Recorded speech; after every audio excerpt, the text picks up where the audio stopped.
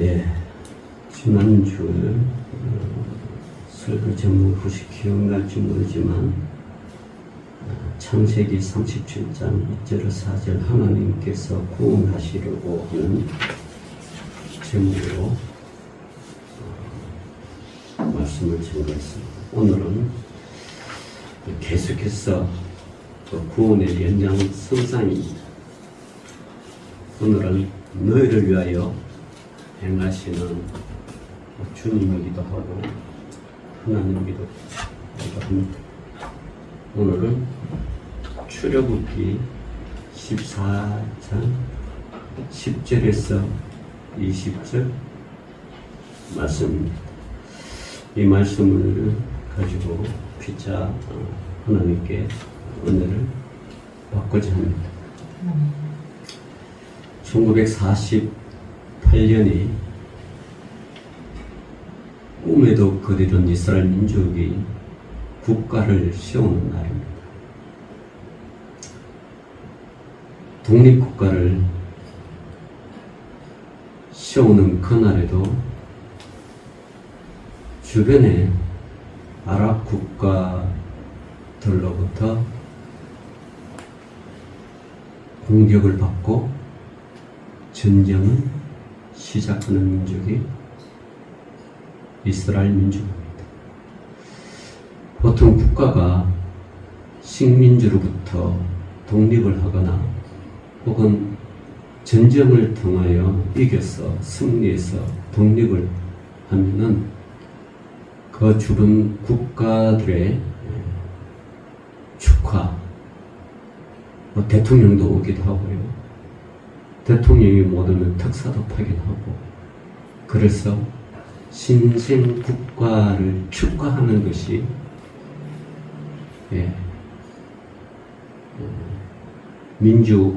세계 민주 국가의 그런 모습들이죠. 그런데 이스라엘 민족에 세운 그 국가 이스라엘은 그러지 못했습니다. 선포한 날부터 주변 아랍 국가들로부터 치고받고 찢고 뽑고 싸움하는 게 오늘날까지 팔레스타인 하마스와의 전쟁이 지금도 계속되고 있습니다. 그죠? 이게 이스라엘 민족입니다. 오늘날 이스라엘 민족은 매해마다 2개의 민간 절기를 지키고 있습니다. 이 국가 절기가 아니에요. 민간 절기예요. 그 하나는 고대 페르시아 왕국이 가한 유대 민족의 말살 위기로부터 민족을 구원해낸 왕후 에스더의 영혼적 업적을 그리는 불임절을 지키는 것이고요. 다른 하나는 고대 그리스계 시리아 통치자 세르크스 안티오커스 왕이 더럽혔던 예루살렘 성전을 정화하고 다시 봉헌한 마카비의 승리를 기리는 하누카 절입니다. 일명 수전절이라기도 하고 초막절이라고도 하고 그렇습니다. 이스라엘 민족은 오랜 세월 나라 없이 전 세계에 흩어져 살아야 했던 디아스포라 속에 이 2 절기는 이스라엘 민족의 정체성을 일깨우고 또 보존해 오는 촉매자라는 공통점을 가지고 있습니다. 우리 한국도 절기가 많죠. 종교적인 행사는 부활절도 있고요. 그죠? 성탄절도 있고, 국가적인 행사는 강복절도 있고, 3.1절도 있고, 제헌절도 있고, 또 신하지만 여기 교회 개최했던 25년 전에 개최했던 다음 주가 이제 우리 개척 25주년 기념일인데,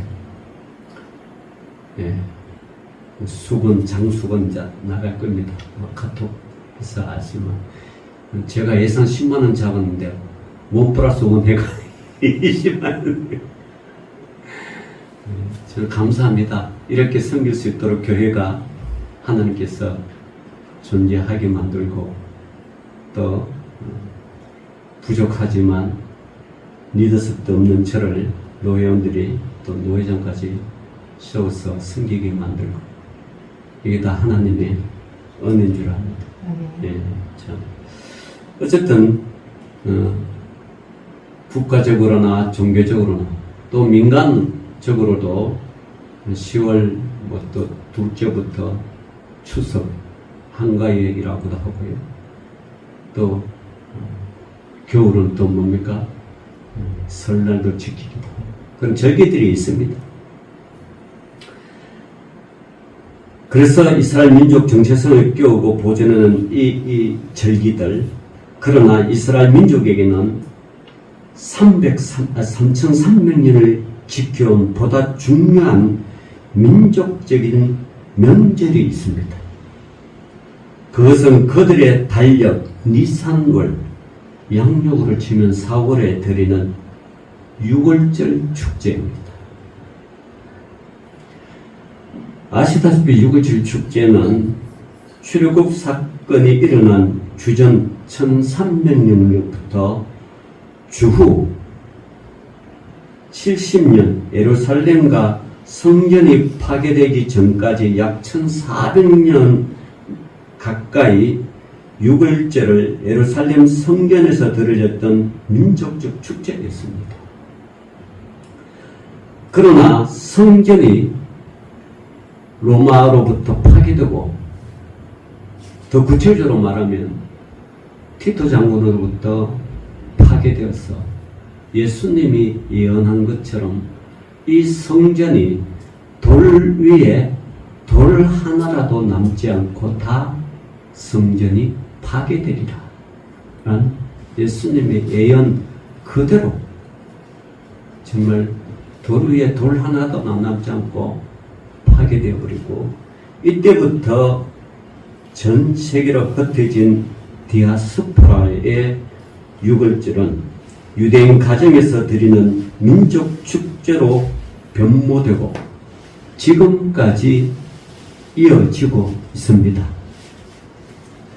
그런데 각 가정에서 지키는 유월절 축제의 순서를 보면 다음과 같은 순서로 무려 일주일 동안 진행된다고 합니다.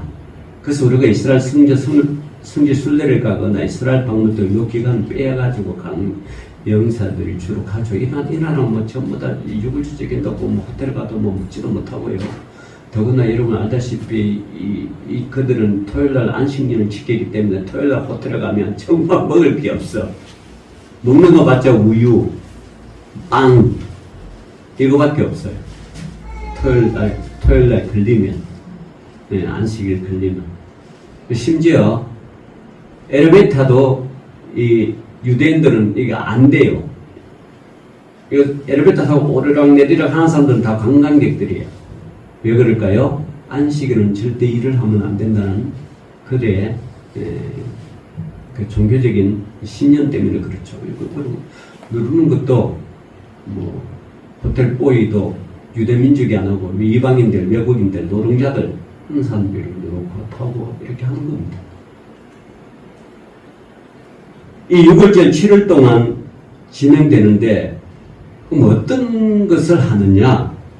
유월절 첫날 저녁 모든 식구들이 식탁에 둘러앉고 촛불을 밝히고 포도주 잔을 들어 축복하는 기도로 축제는 시작됩니다.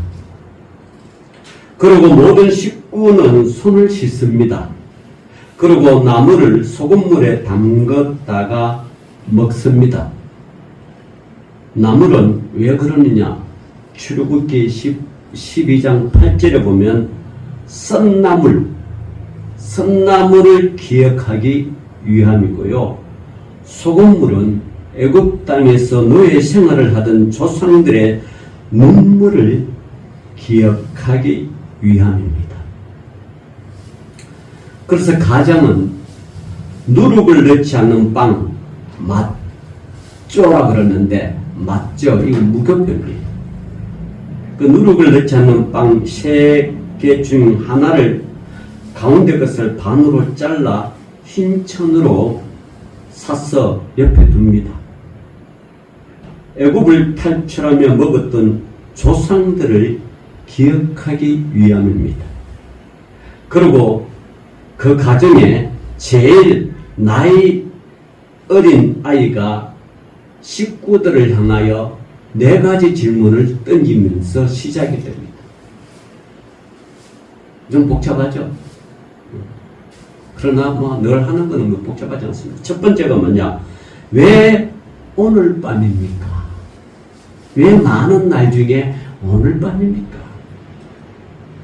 그러면 가정은 이렇게 들어갑니다. 출애굽기 12장 2절에 밤을 기억하기 위함이다. 6월절 밤. 두 번째, 왜 선나무를 나물인가? 왜 선나무를 먹는가? 오늘 가정은 이렇게 말합니다. 노예되었던 우리 조상들의 아픔을 기억하기 위함이다. 이게 출애굽기 2장 23절에 나옵니다. 그러면 왜 소금물에 담가야 합니까? 또 어린아이가 물어봅니다. 그 가정은 이렇게 말합니다. 우리 조상들의 눈물을 기억하기 위함이다. 출애굽기 2장 24절에 갔습니다. 그러고 마지막 질문이 하나 됐습니다. 뭐냐면 왜 누워서 먹어야 합니까? 누워서 먹는 거예요. 그것은 이렇게 가장이 대답합니다. 우리는 하나님 앞에 자유하기 때문이다. 프리덤, 자유. 노예들은 절대 누워서 못 먹죠. 그죠? 음식을 누워서 먹는다는 건 자유가 있다.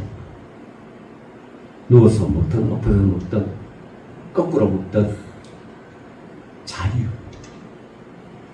이걸 4가지를 6월절 첫날에 합니다. 이렇게 문답이 끝나면 온 식구는 출애굽기 12장을 읽고요. 그 다음에 시편 113편을 읽고요. 114편을 큰 소리로 함께 봉독합니다. 이스라엘이 애굽에서 나올 때에 바다가 보고 도망하며 요단을 물러갔습니다. 이게 다 나오는 거예요. 그리고 10가지의 재앙을 담은 잔을 채우고 잔을 돌립니다. 이제 6월절은 구운 양고기를 먹는 것으로 축제의 절정을 이룹니다. 이것은 출애굽기 12장 8절에 고기를 불에 구워를 기억하기 위함입니다. 그리고 6월절 축제는 축복 기도로 그 끝을 맺습니다. 자, 3300년이 지난 오늘, 그것도 7일 동안 온 가족이 경건하게 지키는 이 6월절 축제, 그 의미는 무엇입니까? 그 첫 번째 의미는 3300년 전 애굽 땅에서 벌어진 싸움은 모세와 바로의 싸움이 아니었습니다.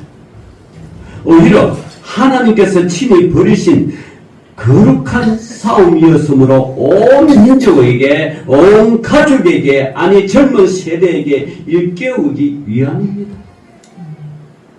그러기에 이 싸움은 처음부터 영토 확장이니 권력 쟁탈이니 약탈 등으로 표출되어 온 세속적인 싸움이 아니었습니다. 오히려 이 역사에 친히 뛰어들어서 눌리고 압제당해온 사람들, 하나님의 피조물들을 압제자의 손으로부터 풀어주시는 해방의 싸움이었습니다. 그러기에 출애굽은 해방의 주인이신 하나님께서 하나님의 피조물을 마구 짓밟아 온 압제자 바로 왕, 애굽 왕 바로에게 걸어오신 하나님의 영적 전투인 선한 싸움이었습니다. 그러나 이 거룩한 싸움은 10가지 처참한 재앙으로 나타나기도 했고 애굽의 처음 것들을 모두 죽이는 비참한 심판으로 표현되기도 하였습니다.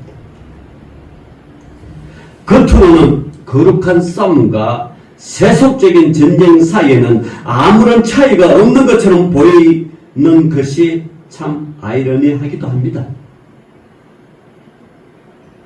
그러나 하나님의 싸움은 세상 전쟁과 한 가지 달랐습니다.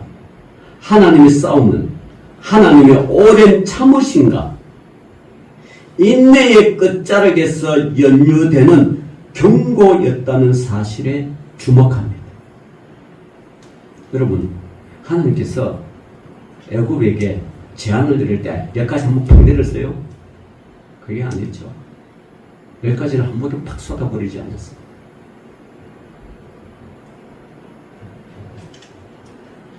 자, 어떤 상황일까요? 여호와의 날로 불리는 출애굽 전야, 소위 말하는 6월절입니다. 출애굽은 이 6월절을 맞이하는 배경에 대해서는 이렇게 설명합니다. 출애굽기 1장 8절에 보면 요셉을 알지 못하는 새 왕이 일어나 애굽을 다스리더니 라는 그런 정치적 상황을 활용하여 이스라엘 영아들을 2세 이하 영아들을 모여 학살합니다. 영아들을 학살합니다. 나중에 이 역사적인 현장이 그대로 예수는 탄생나 당시 헤롯 대왕에서 일어나죠. 그 역사는 뭐예요? 반복된다. 애굽 왕 바로가 2살 이하의 히브리 민족을 다 죽이라고 명령한 것처럼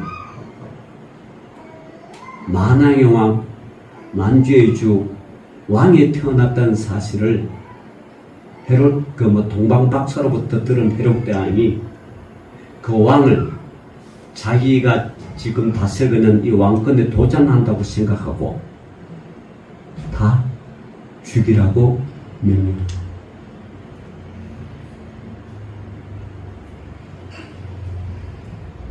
아이러니하고도 그 소식을 들은 예수님의 부모는 어디로 피난했어요? 애국으로 내려간 거예요. 그 역사의 현장을 되새기기 위해 애국으로 내려간 거예요. 다른 나라도 많은데 왜 하필 애국입니까? 역사의 현장을 리멤버, 기억하기. 그래서 영아들을 학살하고 히브리인 노예를 삼아 중노동에 투입하면서 민족의 뿌리까지 말살하려는 사디즘. 이 사디즘은 가학적인 학대. 이 사디즘이라고 해요. 가학적인 학대. 그 잔인함을 오히려 즐기고 있는 애굽 왕실의 포악성을 폭로하고 있었습니다. 극에 달한 사디즘, 영아 학살과 중노동, 그리고 배고픔으로 고통받는 사람들의 아픔을 즐기고 있는 바로 그 자리는 놀랍게도 하나님의 거룩한 전쟁, 하나님의 심판이 시작되는 자리였습니다. 성경은 이 상을 이렇게 증언합니다. 출애굽기 2장 23절을 보면 이스라엘 자손은 고된 노동으로 말미암아 탄식하며 부르짖으니 그 고된 노동으로 말미암아 부르짖는 소리가 하나님께 상달된지라. 강한 자가 약자를 지배할 때, 때로는 죽일 때. 여러분, 아담의 두 아들 기억나죠? 가인과 아벨. 가인이 하나님께 제사를 드릴 때 하나님께서 아벨의 제사는 연락하고 가인의 제사는 연락하지 않는 것. 가인의 분노는 극에 달았어. 동시엔 아벨을 들로 불러내가지고 사디지 가학적으로 돌로 쳐 죽여. 그럴 때 아벨의 피가, 사람은 죽어서 말은 못하지만 하나님은 육체의 생명은 어디에 있다? 피에 있다. 피가 호소하는 거예요. 피가 호소하는 거예요. 그 소리가 하나님께 들립니다. 역사는 반복된다 그랬죠? 출애굽기 2장 23절이거든요. 그 고통의 노동의 소리, 그 고통의 엄청난 괴로움이 하나님께 뭐요? 상달됩니다. 그러기에 하나님의 싸움은 거룩한 싸움이며 세상의 전쟁처럼 이유 없이 빼앗기 위해 무자비한 살상을 벌이는 세상의 전쟁에서 출발하지 않습니다. 세상의 전쟁은 침략하고 권력 쟁탈하고 그런 싸움이잖아. 그죠? 안 그러면 국내 정치를 시끄러운 거 예부를 싹 돌리가지고 하는 그런 정치적인 싸움. 싸움이 다 그래요. 영토확장, 권력투쟁. 또는 거대한 업무의 군수물자들의 그 군수품의 그 사장들의 업무에 의해서 전쟁이 일어나게 만드는. 그래야 뭐요?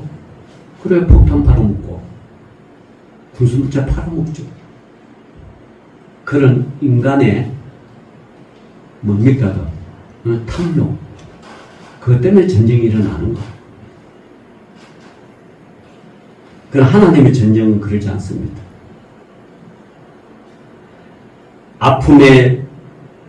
아픔을 소리치는 부르짖음의 소리에 귀를 기우는 데서 시작합니다.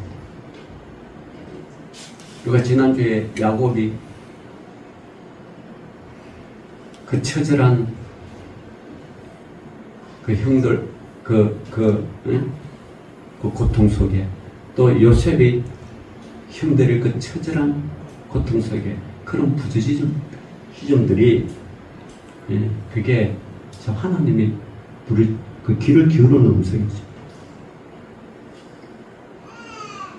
이것은 거룩한 전쟁입니다. 거룩한 전쟁은 그 시작부터 달랐습니다. 고대 로마의 네로 황제, 아주 잔인하죠. 독일의 히틀러처럼 나치스의 히틀러, 일본의 제국 침략주의, 소련의 스탈린과 오늘날 우크라이나와 러시아가 싸우는 푸틴, 그리고 6.25 전쟁을 일으킨 김일성, 그리고 리비아의 40년간의 독재자 카다피, 리비아 국민은 얼마나 죽이죠. 뭐 이라크도 그렇고요. 지금 진행되고 있지는 않지만 몇 년 전까지 있었던 시리아의 아사드 대통령, 소련과의 연합으로 그냥 자기 그 민족, 내전이라는 민족을 그참 무차별 전투기로 폭격하고 다 자기 민족을 죽이죠.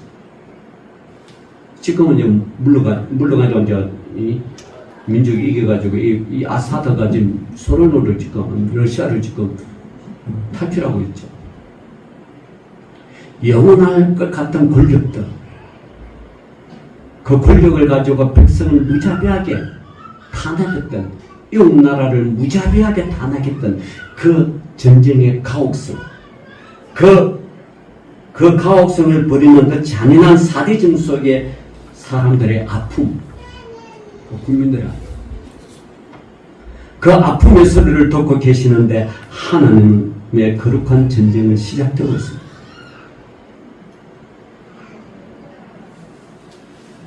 여러분, 아브라함과 사라로부터 쫓겨나 사막에서 죽어가던 하갈, 그 하갈의 아들 이스마엘, 하나님은 그들의 눈물의 소리를, 그들의 눈물을 듣고 그들의 소리를 기울이기 위해서 하나님이 듣고 계십니다. 그죠? 하나님 어떤 특정 민족에 축복을 주고 특정 민족을 보호하는 게 아니라 어떠한 민족이라도 약한 자, 상처받고 고통스러워하는 자, 그런 자의 소리를 듣고 계십니다. 왜 그럴까요, 그러면? 여기 이스라엘만 그럼 축복된 땅, 나라고 그 외의 민족은 축복받는 민족이 아닙니까? 아니요. 하나님께서는 이 땅에 있는 모든 민족들을 창조하셨고 그 모든 민족들이 구원받기를 원하시는 게 하나님의 뜻이잖아요. 아멘. 여기에는 뭐 선택된 민족이니 버려진 민족이니 그런 거 없습니다. 그러기에 우리가 전도하고 선교하는 이유가 거기 있지 않습니까?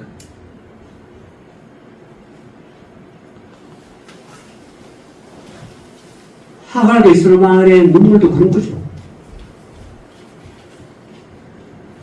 애굽 땅 한 구석에서 눈물로 소리치는 이스라엘의 부르짖는 지점의 소리가 하나님 앞에 상달되는 그 순간 하나님의 거룩한 전쟁은 이미 시작되고 있습니다. 그러나 3300년 동안 이스라엘 민족이 지켜온 6월절의 축제가 가지는 두 번째 의미는 인간이 만들어낸 사디즘, 인간의 학대하면서 그것을 즐기는 사디즘, 그것을 뒤집으면서 역전의 전쟁, 그걸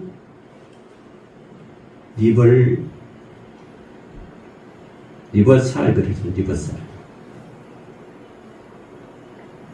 역전, 리버살. 다른 말로 하면 오버게임. 다 끝난 줄 알지만 뒤집어버려요. 제가 지난주에 저 분상상고 역전 뉴스라고. 그래서 끝날 때까지 끝난 게 아니라는 거죠.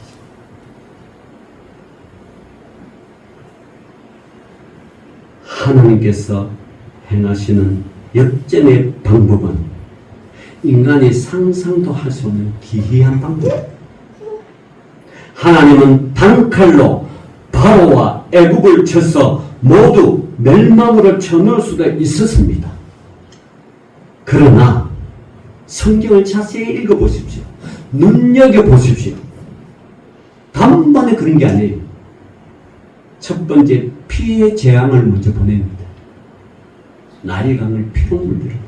너 민족, 자꾸 히브리 민족, 이 히브리 민족이라는 것은 이스라엘만 가르친 게 아니라 히브리라는 뜻은 이 땅에 가장 연약한 자, 가난한 자, 힘없는 자를 가르쳐 히브리 민족이라고 그래요. 애굽 나라가 정복을 많이 했기 때문에 주변으로부터 모든 이 전쟁 포로를 데리고 와가 노예로 삼았자 그런 자를 가르쳐 히브리 민족이라고 그래요. 이 히브리 민족을 억압하고 핍박할 때 하나님께서는 천둥 번개 하늘 천사를 동원해서 한 방에 죽이는 게 아니라 피해의 재앙부터 먼저 보냅니다. 너 말 안 들으면 어떻게 돼? 이렇게 돼. 그 말들이 안 들어요? 안 들어요. 두 번째, 개구리 재앙을 봐요. 개구리는요, 애국 사람들이 가장 싫어하는 동물 중에 하나예요. 온 사방에서 개굴걸 걸어봐 정신을 못 차리지. 여기도 개굴 저기도. 여름에 막 매미 소리가 진동하지. 요즘은 끼뚜라미 소리가 들다. 그건 좀 은은하고 부드러워. 끼리끼리끼리 그런 거. 그죠? 매미 소리는 그렇지 않잖아. 자, 그럼 개구리 재앙을 또 보내. 경고입니다. 그 다음에 또 말을 안 돼. 이 재앙을 보내. 또 말을 안 들어. 악성 중기. 마지막은 흑암의 재앙까지 한꺼번에 쏟아붓는 심판이 아니었다는 사실을 우리는 주목해야 합니다. 주목해야죠. 한 가지 재앙이 끝난 후에 이으면은 하나님의 기다림의 인내가 있었습니다. 한 단락이라고 해요. 프로터, 한 단락. 그 사이를 채우고 그게 끝나면 또 하나 보내. 세상의 전쟁은 멸절하기까지 폭력을 계속 가하지만 하나님의 싸움은 멸절이 아니라, 여러분 가만히 보면 멸절이 아니라 돌이킴의 여백을 사이사이에 두고 있었어요. 아멘. 돌아오라. 그 세상의 전쟁 안 거죠. 한꺼번에 다 때려. 하나님 돌이킴의 여백이에요. 김사나가 부르는 그 여백이라는 노력에 한번 들어보세요. 전 예전은 즐겨 들었는데 이제 하도 빡빡은 못 들어요. 김사나 그 전문의 가수가 요즘 잘 안 나오던 그 여백인 공간이 여백 공간이잖아요. 공간. 이 공간을 누군가가 채울 수 있는 시간을 주는 거죠. 하나님은 10가지 재앙을 한꺼번에 솟아부르는 게 아니라 이렇게 갈 때마다 여백을 줍니다. 공간을 줍니다. 이유는 뭐요? 내게로 돌아오라. 히브리 민족을 압제하지 말라. 그런 거죠. 내 백성을 보호하라. 연약한 자를 보호하라. 함께 평화롭게 살아라. 이 땅에 불의가 없고 고통이 없고 좌절과 절망과 눈물이 없는 그런 세상을 만들면서 살으라는 그 여백의 그 하나님의 신호입니다. 이 사람들은 뭐 우리가 한국에서 말하면 애굽을 향해 10가지 재앙을 하나님께서 쏟아 불어가지고 애굽을 멸망을 해서 이스라엘 민족을 출애굽시킬 때 이거 보통의 설교고요. 여러분이 오늘 진짜 듣는 이 설교는 대한민국에서 몇 분 난 누구나 하겠어요. 여백의 10가지 재앙입니다. 그 한 가지 이유는 내게로 돌아오라. 터나라 못해. 아멘. 바로가 만들어낸 사디점, 가학서입니다. 바로가 만들어낸 사디점을 조목조목 심판하면서도 하나님은 바로의 회심을 기다리셨다는 것을 의미합니다. 바로에게 또 구원의 여백을 남겨두시고 계셨던 것입니다. 그러기에 9가지 재앙은 분명 하나님의 엄미하신 심판이었으면서도 그것들은 애국과 애국인 모두의 멸절이 아니라 하나님의 기다리는 스크랜서, 이음이라는 거, 연속적인 이음, 연속적인 사건들, 그걸 스크랜서라고 해요. 이 이음은 회개를 기다리는 하나님의 마음입니다. 지금도 저 북한에 계속되는 이 사디즘, 김정은의 포악한 이 정치, 포악한 자기 국민들을 향한 이 가학적인 기근과 죽음의 재앙을 내리면서도 그 재앙의 마디마디를 이어가는 단락 그 뒤에는 회개를 기다리는 하나님의 자비하심을 자료하고 있다는 것을 우리는 봐야 된다. 이걸 눈여겨봐야 된다. 후일 예수님이 수제자라고 불리는 베드로는 이 하나님의 구원의 비밀을 정확하게 포착하여 이렇게 고백하고 있습니다. 뭔가요? 베드로 후서 3장 8절 9절 제가 봉독합니다. 사랑하는 자들아, 주께는 하루가 천년 같고 천년이 하루 같다는 이 한 가지 약속을 잊지 말라. 주의 약속은 어떤 이들이 더디다고 생각하는 것 같이 더딘 것이 아니라 오직 주께서는 너희를 대하여 오래 참으사 아무도 멸망하지 아니하고 다 회개하기에 이르기를 원하시느니라. 이 베드로는요, 성령의 감동이 아니면 이런 걸 캐치할 수가 없습니다. 성령의 감동이 아니면 이런 말을 기록할 수가 없어요. 이 성령의 감동은 하나님의 마음 아니에요. 여러분 앉아서 설교 듣는다고 다 듣는 게 아니에요. 성령의 음성을 팍 들으면요, 우리가 하나님 앞에 뭘 못 드리겠어요? 뭘 헌신을 못 하겠어? 뭘 우리 하나님 앞에 아끼겠어요? 안 들으니까, 못 들으니까 내 거는 내 거고, 네 것도 내 거고. 그런 심정으로 가는 거죠. 듣기만 하는 이런 고백이 나오죠. 모든 것은 주께로부터 왔다. 이게 안 들리면요, 자기 거야. 이것도 내 거고 저것도 내 거고. 아무리 돈 줘도 다 서지도 못하고 죽을 것들이 이것도 내 거고 저것도 내 거고. 성령의 음성을 들리면 초대교회 성도의 신앙으로 돌아가는 거예요.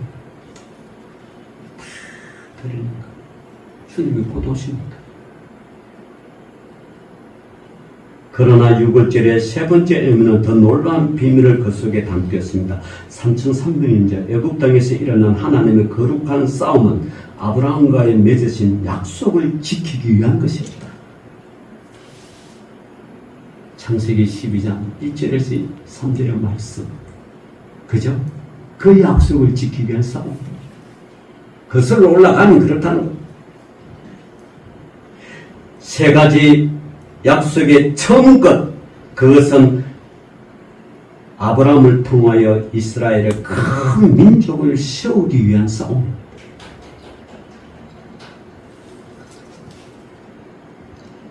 끝내 돌이킴을 거부한 바로와 애굽은 처음 것들의 죽음을 겪어야 했습니다.